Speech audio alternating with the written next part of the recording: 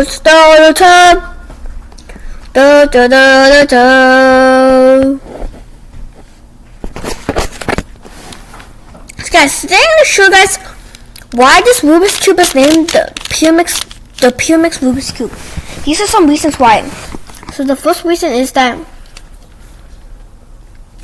it's a triangle Rubik's Cube, and it has 4 sides. That's my another reason. Now my fourth reason is that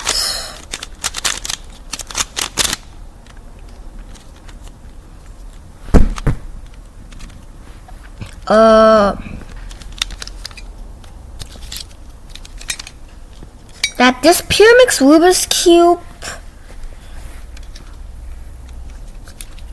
is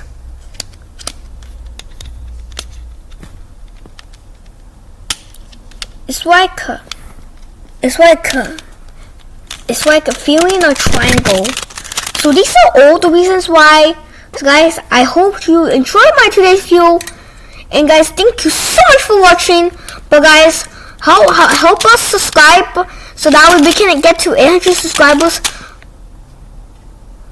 by June instead of December, which is so long. So guys, I hope you enjoyed my today's video, and I'll see you next video. So thanks for watching. Wait, what?